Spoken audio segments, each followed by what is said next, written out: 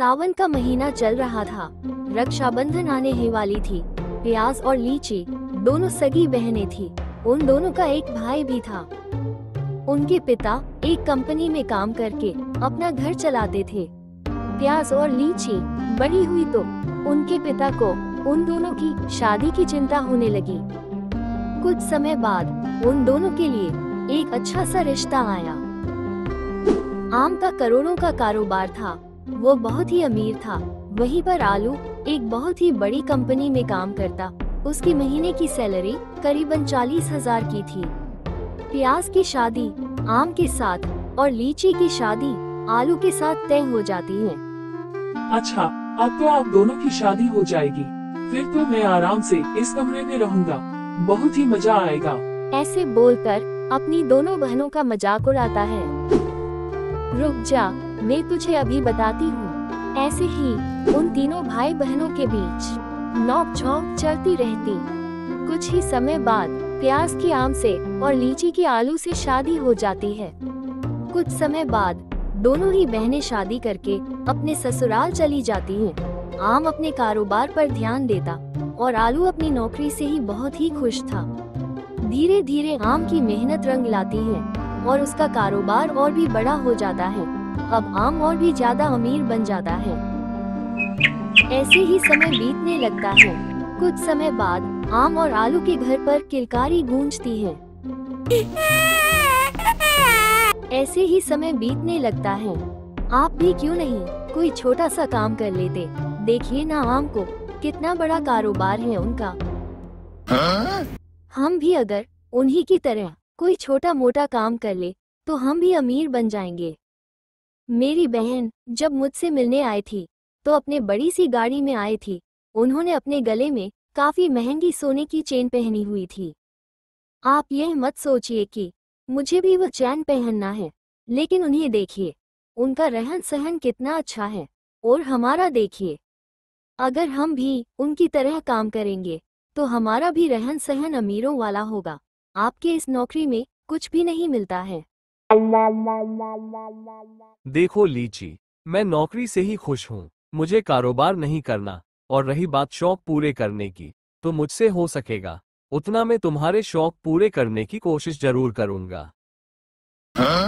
ऐसा ना हो कि कारोबार के चक्कर में मेरी अच्छी खासी नौकरी भी चली जाए। अपने पति की बातें सुनकर लीची चुप हो गई। वैसे प्याज स्वभाव की बहुत ही अच्छी थी, लेकिन पैसे आने की वजह से अब वो घमंडी हो चुकी थी। प्याज को अच्छा लगता जब लोग उसके अमीर होने की तारीफ करते, लोग उसकी वाहवाही करते। कुछ समय बाद राखी का त्योहार आने वाला था। राखी के दिन प्याज अपने बड़ी सी गाड़ी में मायके पहुंची और लीची को बस नहीं मिल रहा था। इसकी वजह से उसे आने में काफी देरी हो गई। यहाँ पर प्याज जैसे ही अपने घर में आती है तो उसकी माँ बहुत सारा पकवान टेबल पर सजा देती है। ले बेटी, तुझे जो खाना है वह तुम खा, और भी कुछ चाहिए हो तो मुझे बता देना। ये सब मैंने सिर्फ तुम्हारे लिए ही मंगवाए हैं। अरे माँ, इसकी क्या जरूरत थी।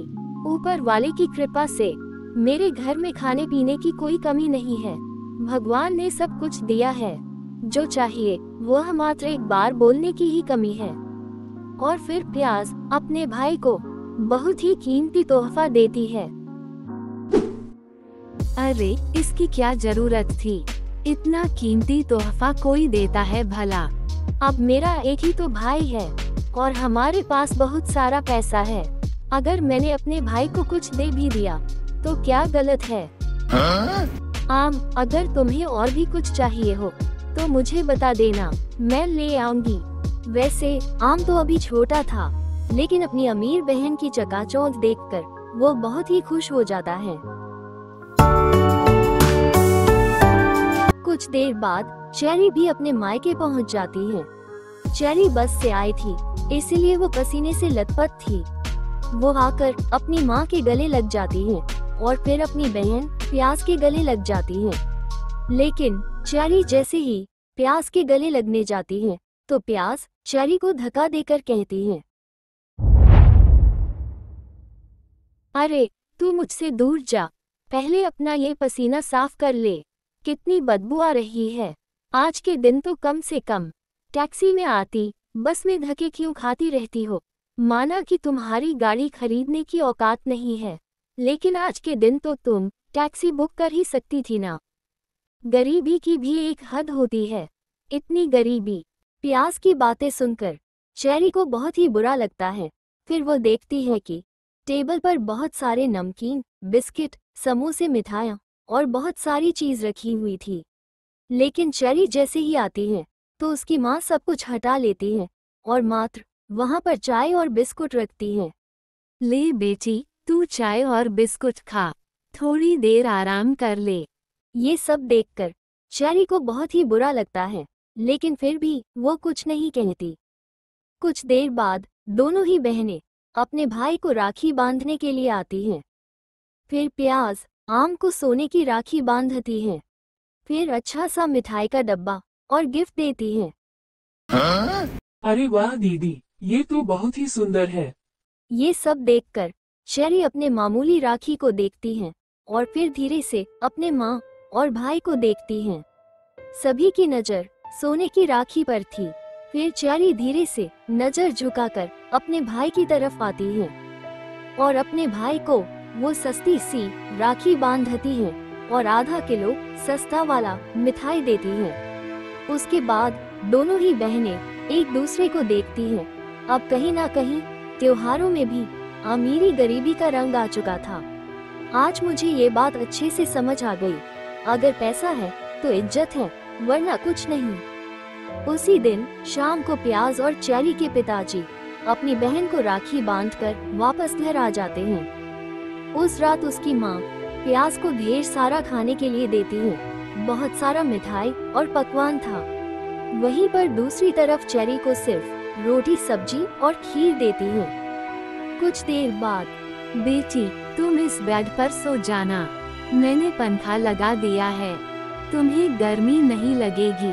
बस आज के दिन तुम पंखे में सो जाओ, कल से तो तुम ऐसी में ही रहोगी। और बेटी चेरी, किचन में गद्दा बिछाकर सो जाना और खिड़की खोल लेना, क्योंकि पंखा नहीं है, गर्मी लगेगी। ये सब प्याज और लीची के पिताजी देख रहे थे, लेकिन उन्होंने कुछ नहीं कहा। अगले दिन सुबह होते ही दोनों ही बहनें वापस ससुराल जाने की तैयारी करते हैं। विदाई के समय प्याज और लीची की माँ प्याज को सोने की बालियाँ देती है। ये ले बेटी, ये सोने की बाली और 1100 रुपए, तू कितना कुछ लाई थी, बदले में तुम्हें इतना तो मिलना चाहिए। और फिर माँ चेरी से कहती है, ले बेटी, 500 रुपए, सदा खुश रहो, सदा सुखी रहो। प्याज ये सब देखकर खुद पर बहुत ही गर्व कर रही थी। कैसे उसकी अमीरी के कारण उसे खूब सारी इज्जत दी जा रही थी। लेकिन ये सब देखकर प्याज और लीची के पिताजी बहुत ही गुस्सा होते हैं। अरे, आप गुस्सा क्यों होते हो जी? ये तो रीति रिवाज है, जो जितना देता है उसे उतना ही मिलता है। तुम समझती क्यों नहीं हो? ये रिश्ता है, इसे निभाना पड़ता है। कोई बाजार नहीं जो सामान देखकर उसका भाव निकाला जाए। अच्छा प्याज, तुम ये बताओ, जब तुमने सोने की राखी खरीदी तो क्या तुम्हारे मन में यह विचार था कि सोने की राखी खरीदकर तुम अपनी अमीरी दिखाओगी? महंगी मिठाई और गिफ्ट लाकर तुम क्या दिखाना चाहती हो? तुम क्या यहाँ पर अपनी अमीरी दिखाने आई थी? तुम क्या यहाँ पर अपनी बहन को नीचा दिखाने के लिए आई थी?